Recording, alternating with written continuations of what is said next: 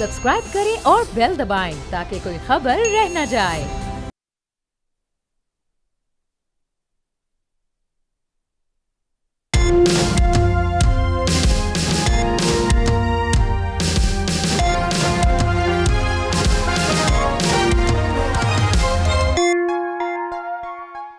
बिस्मिल्लाहिर्रहमानिर्रहीम, अस्सलामुअलैकुम। आप देख रहे हैं प्रोग्राम तब्दीली और मैं हूं आपका मेजबान सलमान मिर्जा। जनाब, मुल्क में सियासतदान भी हैं, सियासी जमातें भी हैं और सियासी माहौल भी है, मगर इन सब के बावजूद सियासी बयानियां या नजरियाती सियासत का शिद्दत से फुकदान नजर आता है, क्योंकि अब सियासी बयानी की जगह बयानात की सियासत ने ले ली है और बयानात पर मबनी यह सियासत ऐसे ही बदलती है जैसे गिरगिट अपना रंग बदलता है। आज अगर किसी सियासतदान और उसकी जमात को अपना बदतरीन मुखालिफ सूट करता है तो तनकीद का कुल्हाड़ा साइड पर रख दिया जाता है, तुंदो तेज जुमलों की तकरार रोक दी जाती है, माजी की तलखियां भुला दी जाती है, नए अहद पर जोरदार और पुरजोश वादे किए जाते हैं, गैर फितरी इत्तेहाद को मुल्क को कौम के वसीतर मफाद में कुर्बानी का नाम दिया जाता है। कहा जाता है कि जनाब सियासत में कोई हरफ आखिर होता ही नहीं है। फिर एक वक्त आता है जब हरीफ हलीफ बन जाते हैं, माजी की तलखियां फिर से फूट पड़ती हैं, तनकीद का खुलाड़ा फिर से बीच में आ जाता है, तुंदो तेज जुमलों की तकरार भी बढ़ जाती है, इल्जामात, तहफ़्फ़ुज़ात और खदशात का इजहार भी किया जाने लगता है और फिर यही कहा जाता है कि यह सब तो मुल्क व कौम के वसीतर मफाद में की जाने वाली कुर्बानी है। हालांकि यह कोई कुर्बानी नहीं बल्कि सियासी जमातों की ऐसी कहानी है जो कि 76 सालों से चलती चली आ रही है और जिस तरह की सियासत आज भी इस मुल्क में हो रही है उससे लगता यह है कि एक ऐसा गोरख धंधा है जो इसी तरह से अनफॉर्चुनेटली चलता रहेगा। अब आप माजी करीब की इत्तेहादी जमातों और पाकिस्तान डेमोक्रेटिक अलायंस पर ही एक नजर डालें। वो सियासी जमातें जो आज आपस में दस्तो गिरेबां हैं, वो सियासी जमातें 16 माह की महदूद हुकूमत में ऐसे मुत्तहिद थी जैसे उनके बीच कभी कुछ हुआ ही नहीं भाई, मगर फिर निगरां हुकूमत आ गई, इंतखाबात का माहौल बन गया और आज रोजाना सियासतदान की तनकीद और तकरार मौजूए बहस होती है। कल मेरे साथ मेरे शो में ही पाकिस्तान मुस्लिम लीग नून के सीनियर रहनुमा है आबिद शेर अली, उन्होंने जरदारी की मियां नवाज शरीफ पर तनकीद का जवाब देते हुए कहा कि हम तो बिलावल को बच्चा समझते हैं और सीरियस लेते नहीं, और आज यही बात नून लीग के दीगर रहनुमा भी कर रहे हैं। उनका क्या कहना था जरा सुनिए, क्योंकि मुझे हैरत ही हुई कि जिसको वो बच्चा समझते हैं, जिसकी बात को सीरियस नहीं लेते, शहबाज शरीफ ने उनको वजारत खारजा का कलमदान दिया हुआ था। बिलावल साहब अभी बच्चे हैं तो मैं नहीं समझता कि उनको कोई जवाब दूं। उनको जवाब इंशाल्लाह वोट की ताकत से मिलेगा। उनको अपनी हार नजर रही है और वो हार से पहले ही ववेला मचा रहे हैं, तो मैं समझता हूँ कि अब उनके रोने धोने का कोई फायदा नहीं। हम वैसे बिलावल साहब को कभी सीरियस नहीं लेते और ना ही लेना चाहिए। क्या बात है जनाब, बिलावल भुट्टो जरदारी को पाकिस्तान मुस्लिम लीग नून की जानिब से सीरियस ना लेना पार्टी पॉलिसी है या नहीं, लेकिन नून लीग पर इन बयानात के बाद से ये सवाल जरूर उठता है कि क्या साबिक वजीर आजम शहबाज शरीफ भी बिलावल भुट्टो जरदारी को सीरियस नहीं लेते थे? क्या नून लीग के सदर ने बतौर वजीर आजम सीरियस ना लेते हुए उन्हें वजारत खारजा का इतना इंपॉर्टेंट कलमदान सौंप दिया था? अगर आप सीरियस नहीं लेते तो 16 माह की हुकूमत के लिए पीपल्स पार्टी को इत्तेहादी बनाना इतना क्यों जरूरी था? अच्छा, अब अगर ऐसा भी नहीं है कि नून लीग के रहनुमाओं की जानिब से ये बिलावल भुट्टो को तनकीद का निशाना बनाया जा रहा है, देखा जाए तो बिलावल भुट्टो जरदारी ने ही कायद नून लीग मियां नवाज शरीफ को तनकीद का निशाना बनाया हुआ है, क्योंकि उन्हें ऐसा लगता है कि नून लीग को स्पेशल फील्ड और हमें लेवल प्लेइंग फील्ड मुयस्सर ही नहीं है। बिलावल भुट्टो जरदारी को लगता है कि अब मुल्की सियासत से बाबों यानी बुजुर्ग सियासतदानों को किनारा कशी इख्तियार कर लेनी चाहिए। बिलावल भुट्टो जरदारी ये समझते हैं कि मियां नवाज शरीफ साहब लाडले हैं। आज भी बिलावल भुट्टो जरदारी ने कोहाट में वर्कर्स कन्वेंशन से खिताब करते हुए कहा कि कोई जेल से निकलने के लिए और कोई जेल से बचने के लिए इलेक्शन लड़ रहा है। कोहाट के जियालों से खिताब में उन्होंने मजीद क्या कहा, ये सुनते हैं। इसके अलावा उन्होंने एक और गुफ्तगू की कि जनाब मुझे ये कहा गया कि केपी में आप इंतखाबी मुहिम ना ही चलाएं तो बेहतर है, क्योंकि यहां पर सारी चीजें डिसाइड हो चुकी हैं। अब सवाल ये पैदा होता है कि इलेक्शन तो 8 तारीख को है, 8 फरवरी को, और फिर ये सारी चीजें पहले से कैसे डिसाइड हो गई, किसने डिसाइड की? जरा इसका जवाब ले लेते हैं। हमारे पास राजा रियाज साहब मौजूद हैं जो कि माजी में पाकिस्तान तहरीक इंसाफ के रहनुमा थे, अपोजिशन लीडर थे, लेकिन अब मुस्लिम लीग नून का हिस्सा है, और साथ साथ मौला बख्श चांडियो पाकिस्तान पीपल्स पार्टी के सीनियर रहनुमा है, इस वक्त मुझे ज्वाइन कर चुके हैं। और ब्रेक के बाद मोहम्मद अली दुरानी साहब भी हमारे साथ मौजूद होंगे, लेकिन गुफ्तगू का आगाज करेंगे। राजा साहब ये बताइएगा, आज भी बिलावल साहब ने केपी में कहा कि केपी में सब कुछ डिसाइड हो गया है, उन्होंने इंतखाबी मुहिम चलाई ना केपी के अंदर, तो उन्होंने कहा, मुझे कह रहे थे कि जनाब यहाँ पे ना चलाएं तो ज्यादा बेहतर है। कौन डिसाइड कर रहा है, क्या डिसाइड कर रहा है? ये चीजें पहले से डिसाइड हो रही है सर? कोई डिसाइड नहीं कर रहा है जी, पाकिस्तान के अवाम ने डिसाइड करना है। और इंशाल्लाह ताला इस वक्त पाकिस्तान के अवाम को सिर्फ एक शख्स से उम्मीद है। अच्छा। जो मुश्किल हालात है मुल्क के और अच्छा। माशी हालात हैं, महंगाई है, बेरोजगारी है, सनतें बंद है, इन तमाम चीजों की लोगों की एक उम्मीद है, वो है मियां नवाज शरीफ। अच्छा। तो लोग इस वक्त खुद मियां नवाज शरीफ की तरफ जा रहे हैं और आपने लाहौर का जलसा देख लिया। तो उसके बाद अब जाहिर है, अब इलेक्शन के दिन है, सियासी जमातें एक दूसरे पे इल्जाम, मुस्लिम लीग नून ने जो फैसला किया है कि हमने किसी पे कोई इल्जाम नहीं लगाना, कोई जो इमरान खान की सियासत थी, गाली गलौज की, वो नहीं करनी, ठीक है। लेकिन पीपल्स पार्टी थोड़ी एग्रेसिव होकर कर रही है, वोटर को अट्रैक्ट। अच्छा, बड़ी दिलचस्प बात है राजा साहब, मतलब आप ये कह रहे हैं कि लोग नवाज शरीफ साहब की तरफ, नून लीग की तरफ आ रहे हैं, तो फिर नून लीग क्यों फिर दूसरी जमातों की तरफ जा रही है? फिर दूसरी बात आप नहीं करती कि वो सियासत नहीं करनी जो पाकिस्तान तहरीक इंसाफ के बानी चेयरमैन कर रहे थे, हालांकि उस वक्त आप भी उस पार्टी का हिस्सा थे। लेकिन ये मैं आपसे आगे करूंगा सवाल। ये बताइए सर, पीपल्स पार्टी जब इतनी तनकीद कर रही है तो उस तनकीद को आप सीरियस नहीं ले रहा है या सरफे नजर कर रहे हैं, क्या वजह है? नहीं, वो कोई ऐसी बात ही नहीं, वो अपनी सिर्फ एक, क्योंकि इलेक्शन का दौर है, अभी आप इससे ज्यादा मजीद तलखी देखेंगे। पीपल्स पार्टी की तरफ से आएगी, फिर जमात इस्लामी की तरफ से भी आएगी, ठीक है, फिर और भी जमातों की तरफ से आएगी। तो ये हमने तो फैसला किया है कि हमने किसी को गाली नहीं देनी, किसी से लड़ाई नहीं करनी। ठीक है, हमने तो पाकिस्तान, अच्छी बात है, पाकिस्तानी सियासत में गालन गलोच ना हो, बहुत अच्छी बात है। अपनी कारकर्दगी की बुनियाद पर इलेक्शन लड़ना चाहिए। आपने ही बोला जनाब सब लोग नून लीग की तरफ आ रहे हैं, अवाम नून लीग की तरफ आ रही है, तो नून लीग दूसरी जमातों की तरफ क्यों जा रही है सर? आप तो हर जमात से सीट एडजस्टमेंट कर रहे हैं, IPP से आप सीट एडजस्टमेंट कर रहे हैं, काफ लीग से आप सीट एडजस्टमेंट कर रहे हैं, तो जब आप इतने कॉन्फिडेंट हैं तो फिर इन जमातों को साथ लेके चलने का मकसद क्या है सर? देखिए जी, मुस्लिम लीग नून पंजाब में स्वीप कर रही है। अच्छा। लेकिन लोगों को साथ मिलाने के लिए हमारे पास हर सीट पे एक्स MP MNA है। अच्छा। जो एक्स MNA MP होता है उसका बड़ा अपने हल्के में वजन होता है, ठीक है। लेकिन इसके बावजूद हम ये नहीं इमरान खान की तरह किसी को गाली दें और किसी के साथ हाथ नहीं मिलाना। हम सबके साथ हाथ मिला के चलना चाहते हैं। सबको हम कुर्बानी देने के लिए भी तैयार हैं, इसलिए कि मुल्क को इस वक्त जरूरत है कि सब सियासी जमातें एक मेज पे बैठ के मुल्क के मसाइल, गरीब आदमी जो बड़ी मुश्किल से अपने बच्चों को रोटी देता है, उसको रिलीफ देने के लिए हमारा मिशन है। और हम चले, आप तमाम हर कुर्बानी आप तमाम सियासी जमातों को लेके चलना चाहते हैं, सीट एडजस्टमेंट कर रहे हैं IPP के साथ। अब सर अगर मैं आपसे सवाल करूं, अली तरीन के खिलाफ मुस्लिम लीग नून अपना उम्मीदवार खड़ा नहीं करेगी, फिरदौस आशिक अवान साहिबा के खिलाफ नहीं करेगी, अलीम खान के खिलाफ नहीं खड़ा करेगी अपना उम्मीदवार? नाम लेके ना कहे मैं किसी का कह रहा हूँ कि उधर हम नहीं खड़ा करेंगे, ये तो मियां नवाज शरीफ ने फैसला करना है। लेकिन कुर्बानी देने के लिए भी तैयार हैं और हालात को देख के, सीटों को देख के हम फैसला करेंगे। मुस्लिम लीग नून का बोर्ड बना हुआ है, वो सारी चीजों तो सर सीट एडजस्टमेंट तो नाम ही इसी का होता है ना, कि अगर वो अपने हैवी कैंडिडेट खड़े करेंगे तो आप लोगों को तो फिर पीछे हटना पड़ेगा, इसी को तो सीट एडजस्टमेंट कहते हैं। और आप सब भी इलेक्शन लड़ना चाहते हैं, आपके पास भी उम्मीदवारों की कमी तो नहीं है। नून लीग का मद्दे मुकाबिल पंजाब में कौन होगा फिर?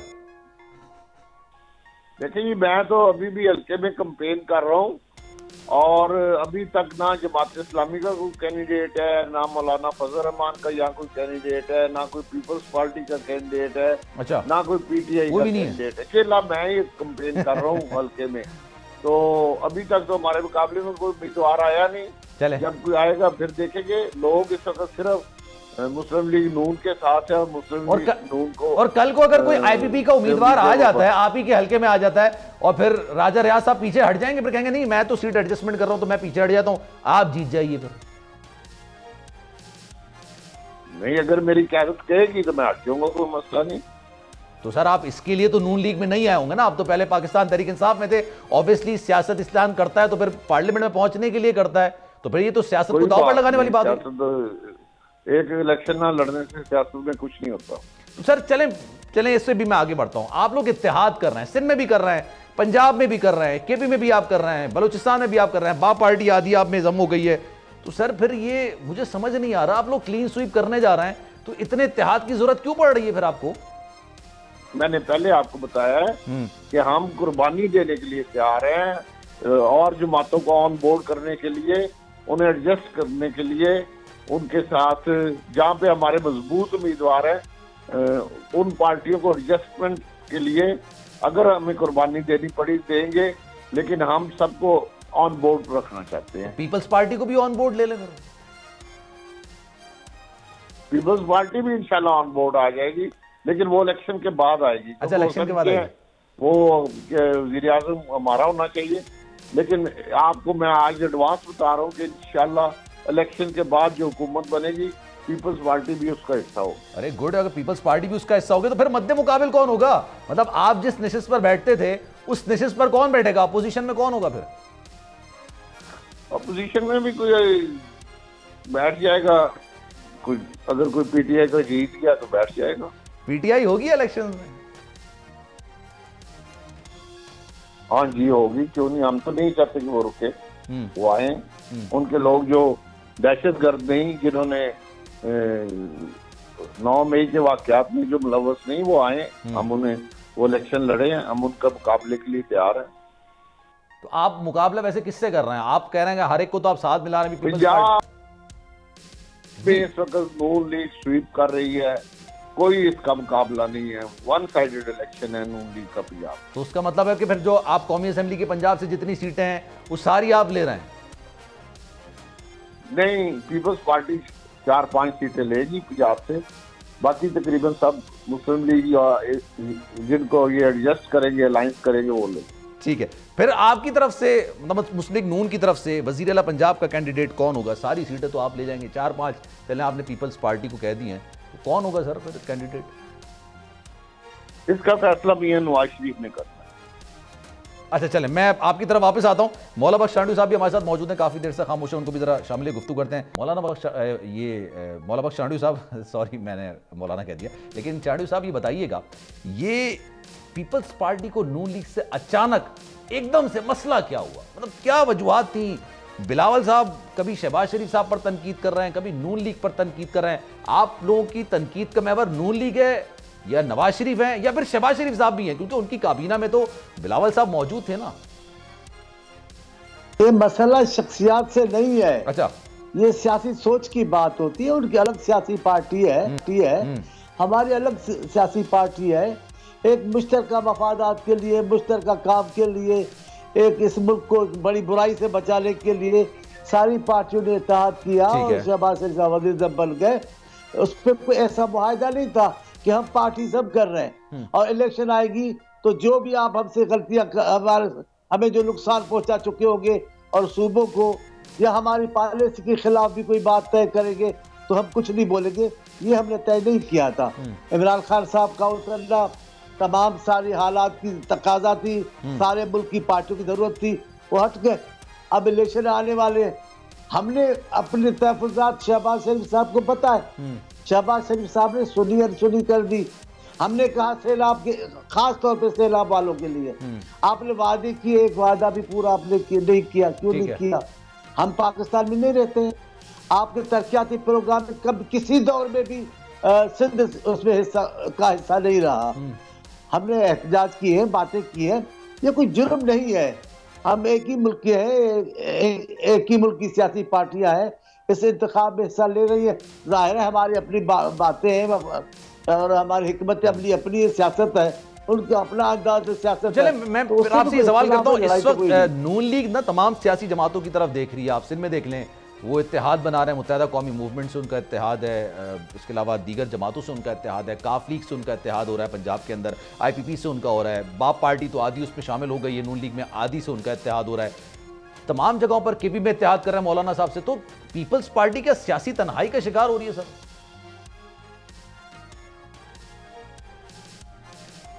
चांडी साहब देखिए, जब से नून लीग ज़िया-उल हक की छतरी के नीचे बनी है तब से उसकी सारी सियासत पीपल्स पार्टी के खिलाफ रही है। अच्छा, जब भी इलेक्शन का मौका आया है उन्होंने पूरे सारे जहान को मिलाकर हमारे खिलाफ इत्तेहाद बनाए। हम तो नून लीग के खिलाफ नहीं इत्तेहाद बनाए, हमें गालियां दी गई, हम जो कुछ हमारे लिए किया गया, लेकिन जब जमहूरियत की जरूरत आई हमने उनके साथ भी इत्तेहाद किया। ठीक है। हमने वो मुआहिदा भी किया जमहूरियत कायम रहने का, मुसलसल चलने का। लेकिन इन्होंने क्या किया, ये तो फिर बदल जाते हैं, इनका काम हो तो पाँव पड़ जाते हैं और फिर गले पड़ जाते हैं, ये तो बात सीधी है। अच्छा। हमने ऐसी कोई बात नहीं की। अच्छा। हमने अभी मेरे कायद जो उस मुल्क में वजीर खारजा थे शहबाज शरीफ के साथ, और उनकी कारकर्दगी पूरी दुनिया ने सराही, खुद वजीर आज़म ने सराही। हमारा एक सैलाब के मामले में हमारी बात थी, हमारे मुतालबात थे, वो पूरे नहीं किए गए। हम तो नाराज अपनी उसूलों की बात पर है, और अभी हमारी कोई लड़ाई नहीं है, उनको भी सियासत करनी है। इत्तेहाद कब नवाज शरीफ ने इत्तेहाद नहीं बनाए, हमेशा कौम परस्तों के साथ, एमक्यू के साथ मिलकर हमारे खिलाफ इत्तेहाद बनाते रहे। हमने तो कभी इतनी नाराजगी का इजहार नहीं किया कि ये कोई हमारे से जंग हो रही है। भाई वो सियासी पार्टी में मिला क्या उनको कुछ भी सिंध में नहीं मिला। उनके साथ कुछ ऐसे लोग नहीं है। कराची में एमक्यू में एक हकीकत है, हमने कभी इनकार नहीं किया। जीटीए में सवाई पीर साहब पगारों के, और कौन सी पार्टी है जिससे हमें खौफ लगेगा? हमें कोई खौफ नहीं है। ये इत्तेहाद पहले भी करते रहे, पहले भी पीपल्स पार्टी की मुंतखब हुकूमतों को सिंध में गिराकर लाकर जतोई साहब को वज़ीर आला बनाया गया। सही है। हम तो कभी नहीं डरे, जब भी फिर इलेक्शन आई फिर हम इलेक्शन लड़ते हैं, हमें कोई उनसे खफा नहीं है। अभी भी इत्तेहाद बनाए, बिस्मिल्लाह, सब बिस्मिल्लाह, आए बनाए इत्तेहाद, किस्मत आजमाए, जो अवाम फैसला करेगा, जो अल्लाह ताला फैसला अच्छा चले, करेगा। ये आपने बात बड़ी अच्छी कही है, लेकिन जब भी हम अपने शो के अंदर किसी भी मुस्लिम लीग नून के रहनुमा को लेते हैं ना, कल जैसे मैंने आबिद शेर अली साहब को लिया था, मैंने उनसे कहा था बिलावल साहब आप पर काफ़ी ज़्यादा तनकीद कर रहे हैं, हर शो के अंदर, हर जलसे के अंदर काफ़ी ज़्यादा उनको तनकीद का निशाना बना रहे होते हैं। तो उन्होंने ये बात बोली कि हम तो बिलावल भुट्टो जरदारी को बच्चा समझते हैं, हम तो सीरियस लेते ही नहीं है उनको।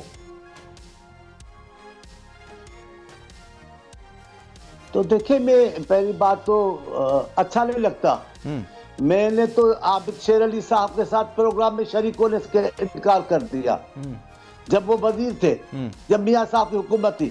आबिद शेर अली साहब ऐसे बातचीत करने के लायक नहीं है, उन्हें बातचीत करनी आती नहीं, वो सवाई नवाज शरीफ के रिश्तेदार के और कुछ भी सलाहियत का मालिक नहीं है। अच्छा, वो क्या बात करेंगे बिलावल साहब पर? बिलावल साहब के साथ उनके बड़े बात नहीं कर सकते। आबिद शेर अली क्या है? कुछ आबिद शेर अली नहीं है, सवाई मियां साहब के। अभी इतना अरसा बताएं आबिद शेर अली साहब की क्या कारकर्दगी है? मियां साहब इतनी मुसीबतों में थे, आबिद शेर अली कहाँ थे? लोग जेलों में जा रहे थे, आबिद शेर अली कहाँ थे? हम इमरान खान के सामने खड़े हुए थे, मुकाबला कर रहे थे। मैं नून लीग का भी कह रहा हूँ और पार्टी का, जमीयतुल इस्लाम का भी कह रहा हूँ, लेकिन हम सियासी पार्टियां डटी हुई थी। आबिद शेर अली साहब कहाँ थे? आबिद शेर अली साहब उनके साथ बैठे थे जी। मैं उनका शख्सी मुखालिफ नहीं हूँ, लेकिन वो संजीदा खुद भी नहीं है। उनकी गुफ्तगू 15 मिनट उनसे बात करो, आपको कोफ्त होने लगेगी कि सियासी आदमी से बात हो रही है। चांडियो साहब, आप इस पर कमेंट नहीं करना चाह रहे, या आप खुद आबिद शेर अली को सीरियस नहीं लेते? मतलब आप उनको सीरियस ही नहीं लेना चाह रहे, वरना कमेंट नहीं करेंगे आप? नहीं, आबिद शेर अली कभी सीरियस रहे नहीं है। अच्छा। वो भी इतनी गालियां देते हैं जितने इमरान खान देते हैं। वो जब वजीर थे इस अंदाज से बोलते थे कि हमें शर्म आती थी। हम मुखालिफिन को गालियां नहीं देते, ये इनका वतीरा है, ये गालियां देते हैं, बदअखलाकी करते हैं। फिर हमने दोस्तों को गुजारिश की, टीवी वालों को, जनाब जी आबिद शेर अली साहब जब तशरीफ लाए तो मुझे ना बुलाया करो। ठीक है, मैं इस गुफ्तगू पे हिलावा ही नहीं हूँ, लेकिन वो एक पार्टी के लीडर है, मियां साहब के रिश्तेदार हैं। आप सीनियर सियासतदान हैं सर, मैं इस हैसियत से आपसे सवाल कर रहा हूं, आपको क्या लगता है ये आबिद शेर अली की जाती राय है या उनकी पार्टी पॉलिसी हो सकती है? ये पार्टी पॉलिसी है या उनका जाती? मैं नहीं समझता कि मियां साहब कोई अभी फौरी तौर पे ऐसा मौक़िफ़ अख्तियार कर सकते हैं जिससे कोई जंग छिड़ जाए सियासी तौर पर, लेकिन उनके है सियासत में वो खड़े ही भुट्टो दुश्मनी पर है। उनकी सारी उम्र सियासत गुजरी है भुट्टो दुश्मनी पर। ये तो पहली बार बीबी ने मुआहिदा करके इनको चलाया, फिर आसिफ साहब ने एहसान किया। ये तो बाइकाट करके बैठ गए थे बीबी के बाद, खौफजदा हो गए थे, वो पब्लिक में नहीं जा रहे थे। बीबी तो भुट्टो की बेटी थी, वो तो नहीं डरी। हमने फिर आसिफ साहब ने उनको कहा जनाब डरने की कोई बात नहीं, हम बाइकाट ना करें, बीबी शहीद हो गई, बीबी ने कुर्बानी दी इस मुल्क के लिए, लेकिन हमें इस मुल्क में जमहूरियत को आगे बढ़ाना है। आसिफ साहब ने मियां साहब को आमादा किया, वरना वो तो इलेक्शन में हिस्सा नहीं ले रहे थे। हम उनसे डरने की बात नहीं है, इख्तलाफ करने की बात है। वो अलग पार्टी है, हम अलग पार्टी है, उनका अपना मंशूर है, हमारा अपना मंशूर है, उनकी अपनी हिकमत अमली है, उनका अंदाज गुफ्तगू अपना है। पीपल्स पार्टी के लीडर से लेकर कारकुन तक के अंदाज गुफ्तगू अच्छा सर, होता है। ये अंदाज गुफ्तगू की जो आप बात कर रहे हैं ना, मरियम नवाज साहबा भी जब भी खिताब कर रही होती हैं, वो बिलावल को कभी भी डायरेक्ट तनकीद का निशाना नहीं बना रही होती हैं, लेकिन जब बिलावल साहब की गुफ्तगू देखते हैं तो वो हर जलसे के अंदर उनका एक तासुर है। वो तासुर ऐसा है कि जैसे ऑलरेडी सब चीजें डिसाइडेड हैं। उन्होंने केपी के बारे में ये बात बोली कि जनाब सब कुछ डिसाइडेड है, हमें कहा गया कि आप यहाँ पर इलेक्शन मुहिम में चलाएं। सर, आपको क्यों लग रहा है कि ये तमाम चीजें, ये फैसले पहले से हो चुके हैं, ये फैसले किए जा चुके हैं, आपको ऐसे तासुर क्यों लग रहा है? शुबा नहीं है इसमें। जी सर, इसमें शक शुबा नहीं है। वो गए कैदी बनकर, आए हैं बादशाह बनकर, तो इसमें बातें तो उठे होंगी, उंगलियां तो उठेगी। इसमें परेशान होने की क्या बात है? इसमें भी हम नाराज नहीं है। हम सिर्फ ये कहते हैं कि भाई पीटीआई की वजीर सेहत थी पंजाब में, अल्लाह उनको खुश रखे, उन्होंने मिन्नतें करके मियां साहब को जाने की इजाजत दिलवाई थी कि ये इनका अल्लाह माफ करे, इनकी जिंदगी खत्म होने वाली है। वो ऐसे मिन्नतें करके गए, आए तो शेर बनकर आए हैं। कहाँ गई वो बीमारियां, कहाँ गए वो मामला जिनकी वजह से जिंदगी को खतरा आते ही धाड़ते आते हैं। आए हैं एयरपोर्ट पे, अदालत करके खुद चली गई है।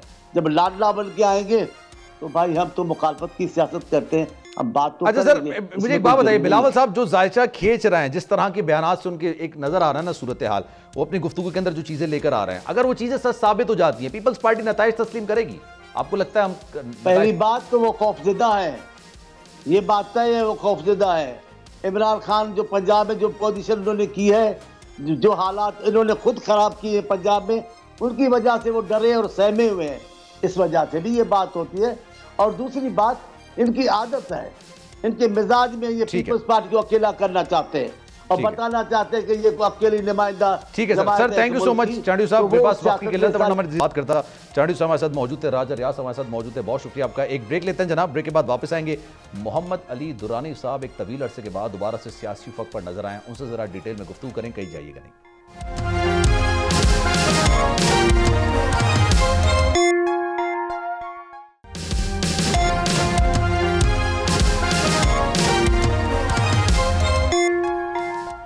प्रोग्राम में एक बार फिर से आपको खुशामदीद कहते हैं जनाब। पाकिस्तानी सियासत में आए रोज नई नई इस्तिलाह का इस्तेमाल किया जाता है। कोई कहता है जनाब हम नया पाकिस्तान बना रहे हैं, कोई पुराने पाकिस्तान की तरफ वापस चला जाता है, कोई जनाब कहता है कि हमें लेवल प्लेइंग फील्ड नहीं मिल रही है। और अब एक नई इस्तिलाह आई है, नेशनल यूनिटी गवर्नमेंट।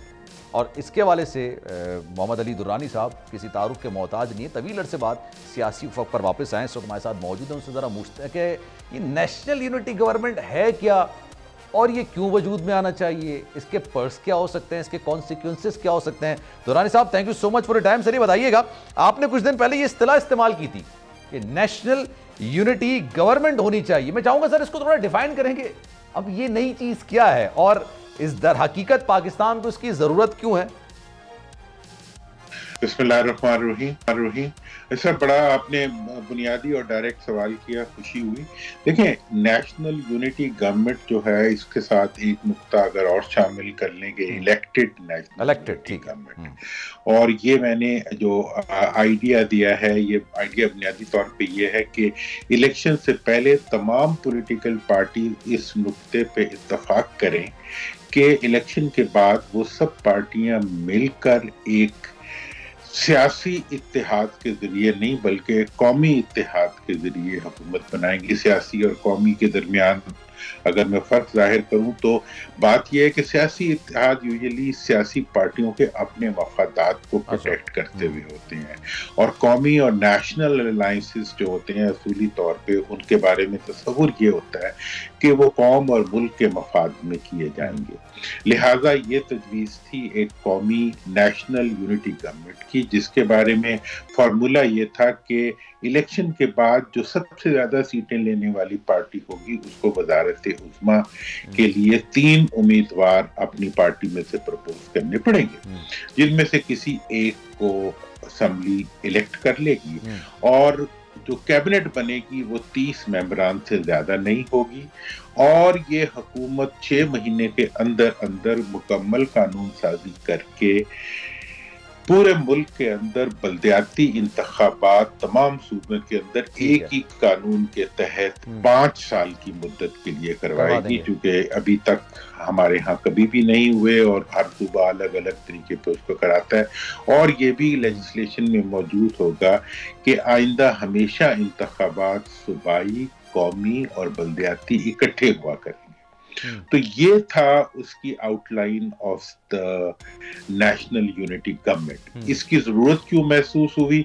जरूरत इसलिए महसूस हुई कि इस वक्त जो पाकिस्तान की मईशत है, पाकिस्तान के अंदर जो अमूमी मसाइल हैं, जो पॉलिटिकल कन्फेडरेशंस हैं और जो टकराव की कैफियत है, उससे निकलने के लिए हमें एक गैर मामूली इक़दाम की कौमी मफाद की जरूरत है। और बिलखुसूस जो हमारे मुआशी इश्यूज हैं उनका प्रॉब्लम भी यही है कि हर हुकूमत आके पिछली हुकूमत के तमाम अक़दामात को जो है रद्द करके एक नया फार्मूला लॉन्च कर देती है। ये हुकूमत जो मैंने प्रपोज की है ये 5 साल की मुद्दत के लिए इसको सजेस्ट किया गया है। इसके बाद जैसा एक रूटीन होती है उसी तरह मामला चलेगा। इस अरसे में हुकूमत और तमाम पार्टीज जो है जिनकी हुकूमत होगी वो मिलकर मुल्क के इश्यूज को रिजॉल्व करने के लिए कौम की खातिर, कौम के मफाद में इकट्ठे चलेंगे और इसमें एहतसाब जो होगा वो आज का एहतसाब होगा और जो अकाउंटेबिलिटी के तमाम सिस्टम्स बनेंगे वो आज बैठे हुए लोगों के लिए होंगे, ना माजी के लिए होंगे और ना मुस्तकबिल।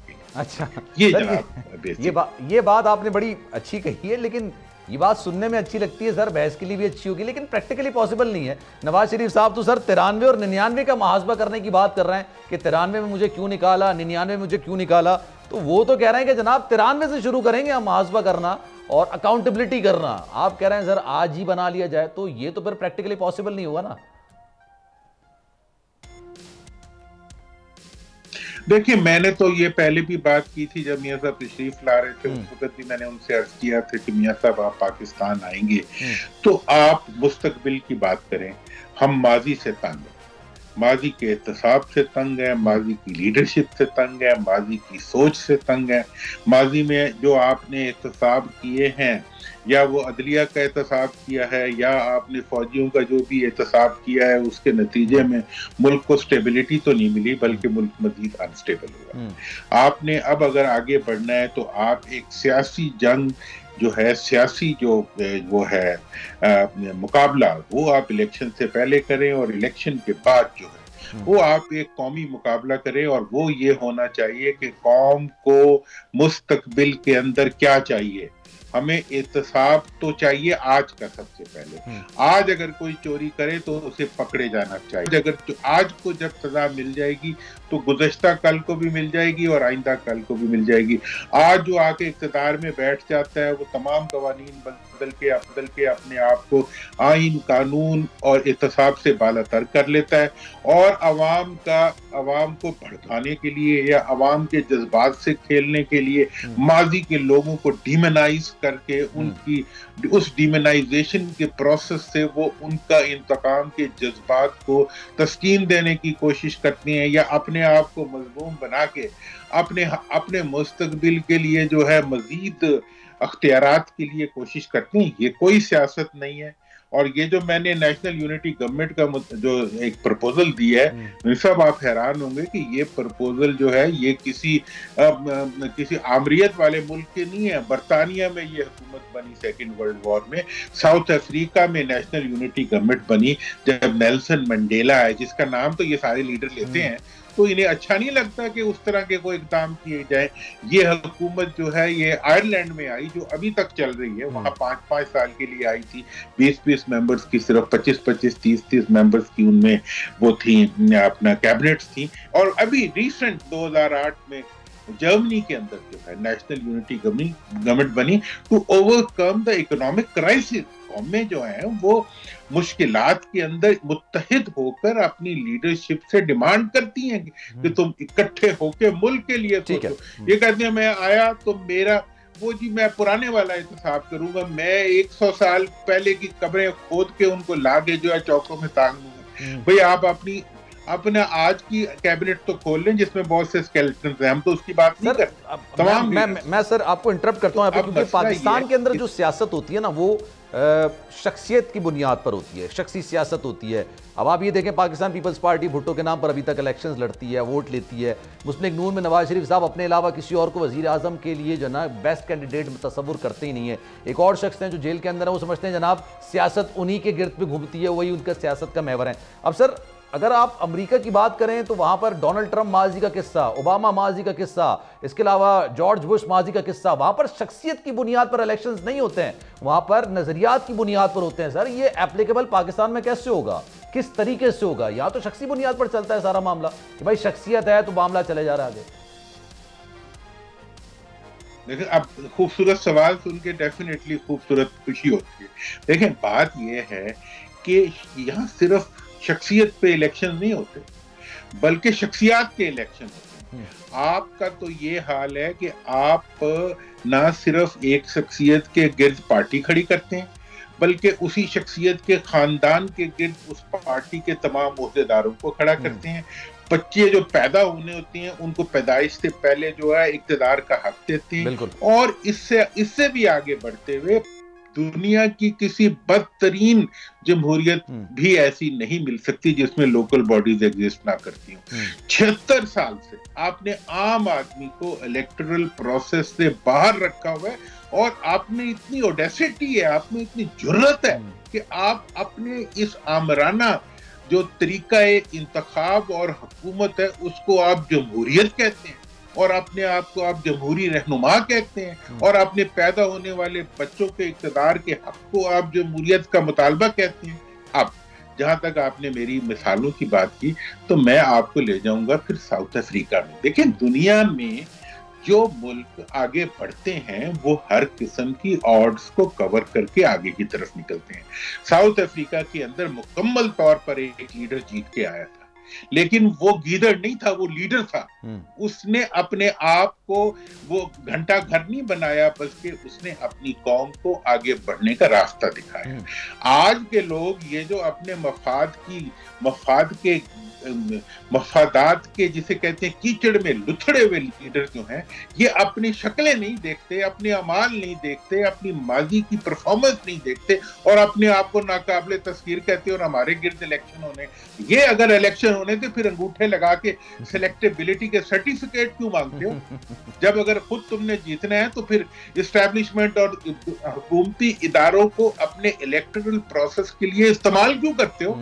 फिर आओ, निकलो मैदान में आओ, आ जाओ, दूसरों की कुर्सियां उठवाते हो और अपने लिए कहते हो कि हमें जितवाए। ये बात नहीं है। ना ये वो लीडर हैं, ना इनकी मकबूलियत की बुनियाद के ऊपर इलेक्शन होता है, इनके पैसे की एक्सप्लॉयटेशन के ऊपर इलेक्शन होता है। इनका इक्तदार का तसलसल जो है उसमें से इन्होंने जो अवाम को जंजीरों में जकड़ा हुआ है उसमें ये इलेक्शन करना चाहते हैं और इनकी सारी प्लानिंग ये होती है कि कभी ये जंजीरें टूटे ना। और पाकिस्तान की तारीख भी अजीब तारीख है कि इसमें कभी भी किसी को किसी माली एम्बेजलमेंट के ऊपर कभी कोई किसी का एहतसाब नहीं हुआ। जिसका भी एहतसाब होता है कभी कोई हाईजैकर बन जाता है और कभी कोई जो है वो तनख्वाह ना लेने वाला बन जाता है और कभी भी हमारा पूरा सिस्टम जो है पैसे की चोरी करने वाले को प्रोटेक्ट करता है। तो अभी भी प्रोटेक्शन हो रही है। मैं चाह रहा था आप यहाँ पर आए ताकि फिर मैं जना आपसे इस टॉपिक पर बात करूं, क्योंकि देखें आपने जो बात की, आपने खुद ये बात बोली कि ना लीडर है ना शख्सियत पसंदी है, यहाँ पैसे की बुनियाद पर इलेक्शंस लड़े जाते हैं। सर आप जो ये नेशनल यूनिटी गवर्नमेंट का प्रपोजल पेश कर रहे हैं उसमें तो फिर सारी चीज़ें किल हो जाएंगी ना, सारी चीज़ें खत्म हो जाएंगी। अगर एक इंसान पैसा लगा के इलेक्शंस लड़ता है फिर वो अपने पार्टी मफादात को मुकद्दम कैसे नहीं रखेगा? वो फिर किस तरह से अपने कौमी मफादात को मुकद्दम रखेगा, पार्टी मफाद को आगे लेके चलेगा? सर वो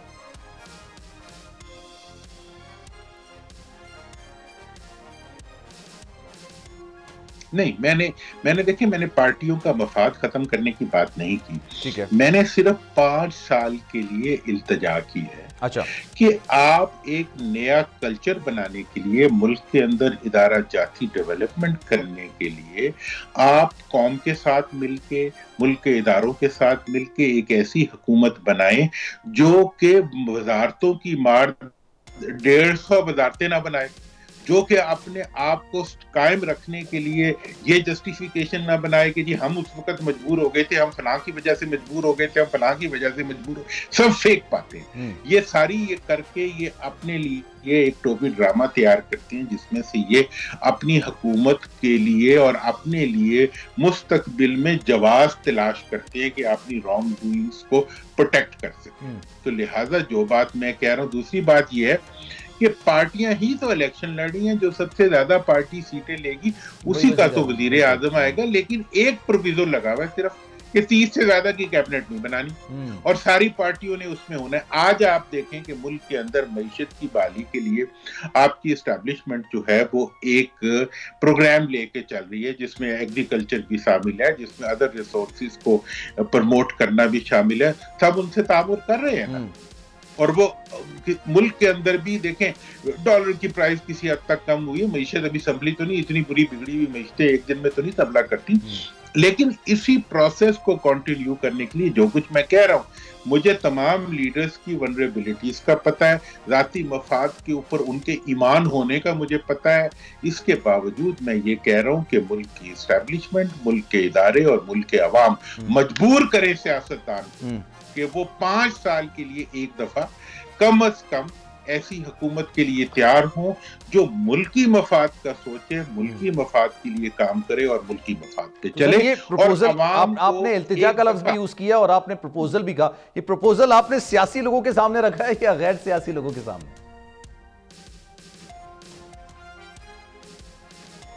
यही तो इसकी ये बिल्कुल एक हाइब्रिड प्रपोजल है।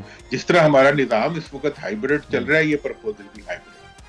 इस प्रपोजल की एग्जीक्यूशन उस वक्त मुमकिन होगी जब सियासतदान इसको मानेंगे, जब अवाम इसको अप्रूव करेंगे और जब इस्टेब्लिशमेंट इस पे गारंटी। चलें सर, मूविंग फॉरवर्ड, ये बताइएगा सर 8 तारीख को इलेक्शंस होने जा रहे हैं, 8 फरवरी को। अच्छा, पीपल्स पार्टी और नून लीग के दरमियान लफ्जी जंग चल रही है। कुछ लोगों का ख्याल ये है कि जनाब ये सिर्फ दिखावे की लफ्जी जंग है, ये ऐसा कुछ नहीं है, और अगर नून लीग इलेक्शन जीत जाती तो पीपल्स पार्टी उसकी इत्तेहादी होगी। आप भी ये समझते हैं, मानते हैं सर कि ऐसा ही है, दिखावा है सिर्फ ये?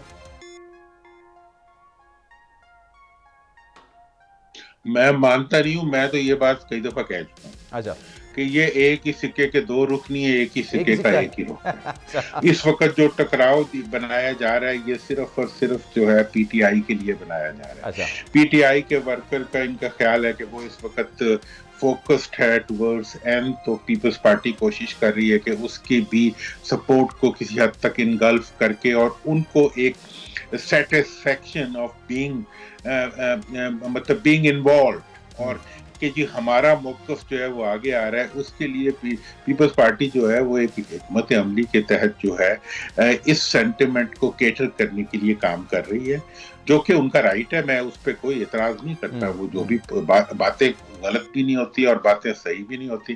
बातें इस वक्त ये है कि सबसे बड़ी बात जो होती है वो आपकी माजी की परफॉर्मेंस होती है। चंद महीने पहले तक आप इकट्ठे एक कुर्सी पे, जिसे 2-2 बंदे नहीं, 2-2 बंदे बैठे होते ना जुड़ के आपस में, उस तरह आप 3 के सोफे पे आप 126 आदमी बैठे हुए थे। तो मतलब उस वक्त तक तो हर चीज हंकी डोरी थी और एक मोहब्बत और जो मतलब जिसे कहते हैं अच्छे अखलूक का जो एक नज़ारा हमें देखने आता था। सारी बातें अभी भी जो है टीवी चैनल्स पे घूम फिर रही हैं, जो एक दूसरे की तारीफ में कही हुई और जो दिल से कही हुई बातें हैं। अच्छी बात है आपस में एक दूसरे की अच्छी बात करना। वो एकदम से वो जो था नाखूब बतदरीज वही नहीं और ओवरनाइट वही खूब हो गया। तो इसके ऊपर इसकी कोई जस्टिफिकेशन नहीं है। जो कुछ आप कह रहे हैं, आप सब एक ही हमाम के अंदर रहने वाले लोग हैं, आप सबके एक ही जैसे रवैये, आप सब ने बल्दियाती इंतखाबात नहीं कराए तो नाली से कराए। आपने कभी अवाम को जगह नहीं दी, आपने अवाम की एम्पावरमेंट के लिए कुछ नहीं किया। मुल्क के अंदर कोई ऐसा इनिशिएटिव नहीं लिया गया जिसको कोई अपने लिए जो है वो एक्सेप्शन शो कर सके। सर हो सकता है ये बात फ्रस्ट्रेशन की भी हो। अब मैं आपके सामने मिसाल रखूं सर, हो सकता है ये उनकी फ्रस्ट्रेशन हो जिसका वो इजहार कर रहे हो। अब पीस ऑफ केक नहीं मिल रहा हो। मुस्लिम लीग नून जो है वो मुख्तलिफ सियासी जमातों से बातचीत कर रही है। पंजाब में IPP है, काफ लीग है, अवाम सीट एडजस्टमेंट हो गया। सिंध में GDA से मुत्तहदा कौमी मूवमेंट है, उनसे इत्तेहाद हो गया। मौलाना से KP के लिए इत्तेहाद हो गया है। फिर बाप पार्टी आधी तो मुस्लिम लीग नून में चली गई है, आधी उनकी इत्तेहादी बन जाएगी।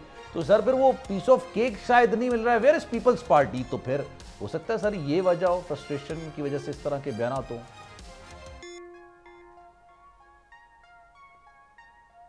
देखें, इस सारे इत्तेहादों के बावजूद, ठीक है ना जी, मुझे तो इलेक्शन के अंदर पूरी पीडीएम कहीं नजर नहीं आ रही। अच्छा। और मतलब ना नून नजर आ रही है, ना पीपल्स पार्टी नजर आ रही है, ना जेयूआई नजर आ रही है, ना दूसरी पार्टी नजर आ रही है। मतलब हालात अगर आपने देखें, मैं तो इस वक्त एक बिल्कुल जैसे आप हर चीज को नेशनल इंटरेस्ट में देखते हैं या पॉलिसी इंटरेस्ट में देखते हैं, मैं भी उसी तरह देख रहा हूँ।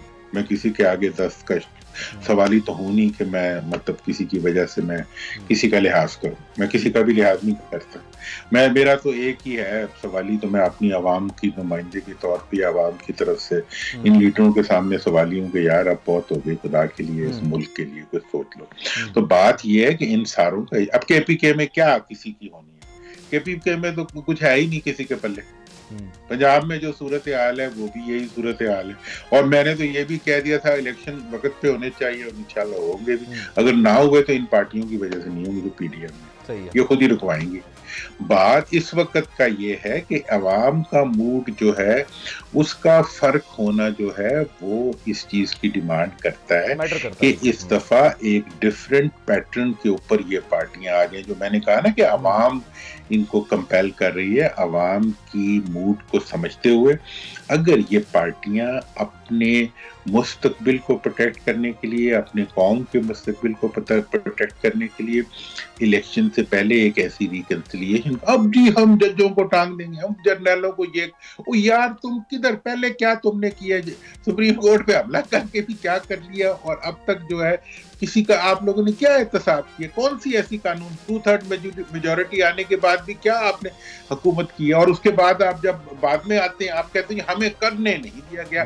जब 2018 से पहले हुकूमत खत्म हुई थी नून की, तो क्यों नहीं उन्होंने उसी वक्त असेंबलियां तोड़ के दोबारा इंतखाबात करके हकीकी एहतसाब कर दिया था जजों का भी सबका।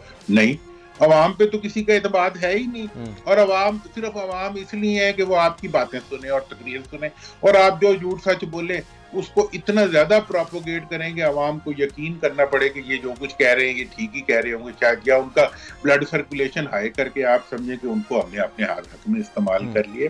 तो बात ये है कि इस वक्त का जो इलेक्टोरल सिचुएशन है वो इन पार्टियों के हाथ से निकली जा रही है।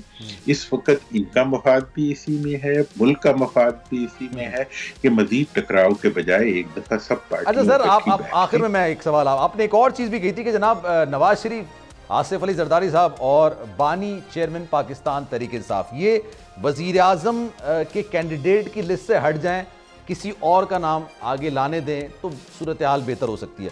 अब सर आसिफ अली जरदारी साहब को तो पीएम बनने में कोई खास दिलचस्पी है नहीं, पीटीआई के जो बानी चेयरमैन है वो जाहिर सी बात है इलेक्शन लड़ नहीं सकते, वजह सर पीछे फिर नवाज शरीफ साहब, तो नवाज शरीफ साहब के मामले पे फिर मैं ना ही समझूं। नहीं तो जरदारी साहब ने आपको कब बताया कि वो सर उनकी जब अपनी हुकूमत थी वो उसमें वजीर आजम नहीं बने, वो सदर बने थे उस पर, तो अभी क्यों बनेंगे फिर, बिलावल बनेंगे अगर उनकी पार्टी जीत गई। यही मैं आपको बता रहा हूँ। देखिए बात ये है कि इस वक्त की जो सूरत हाल है, मैंने बड़ी हिकमत से ये बात की, और मैं बाय गॉड मैं जब कोई बात करता हूँ बहुत सोच के करता हूँ, मैं ऐसे ऑफ द कफ नहीं किसी।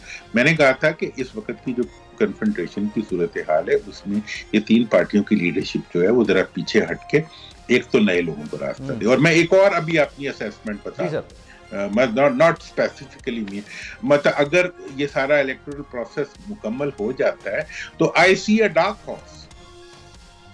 मुझे नहीं लगता कि जरूरी किसी बड़े सूबे से कोई बड़ा लीडर ही आए, हो सकता किसी छोटे सूबे से कोई नया फर्द आ जाए।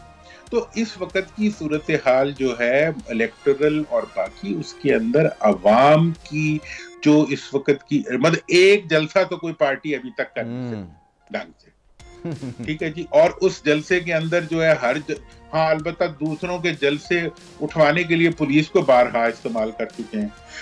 तमाम इंतजामी मशीनरी को जो है, मतलब पंजाब के अंदर जो है वो शिकायत नून से है, सिंध में शायद पीपल्स पार्टी से हो कि जनाब ये हुकूमती मशीनरी के अंदर जो इनका इन्फ्लुएंस है उसको यूज करके ये किसी और के ना जलसे होने दे रही है ना उन्हें इलेक्शन कैंपेन करने दे रहे हैं। तो ऐसी सिचुएशन केपीके के अंदर हालत ये है कि इनका कंट्रोल ही नहीं है, इंतजामिया जाती भी है रास्ते रोकने के लिए तो नहीं होता, पब्लिक का एग्रेशन मौजूद है। तो इस वक्त जो सूरत हाल है वो रवायती सियासत की गिरफ्त से निकलती जा रही है। इनके हाथों में वो रेत है जो हाथों से सिरकती जा रही है। मैं तो इनकी रेत से क्या, मैं तो मुल्क के लिए सोचते हुए इनको इज्जत मुस्तकबिल के लिए एक रास्ता सजेस्ट कर रहा हूँ, जो कि कौमें इसीलिए किया करती हैं ताकि मुस्तकबिल में आगे बढ़ सकें। बाकी ये लीडर अगर पीछे हट जाएंगे तो इनकी ज्यादा इज्जत होगी। ठीक है, और अगर ये चिपके रहने की कोशिश करेंगे, अच्छा लगा सर आपसे बात करके। Thank you so much. Time की किल्लत है, वरना मैं मजीद आपसे बात करता। मोहम्मद अली दुरानी साहब हमारे साथ मौजूद है, आपका बहुत शुक्रिया। सलमान मिर्जा को दीजिए इजाजत। जिंदगी रही, सेहत रही और आपकी दुआएं रही तो इंशाअल्लाह अगले हफ्ते सैटरडे को 10 बजे आपसे फिर मुलाकात होगी। अपना ख्याल रखिएगा। अल्लाह हाफिज।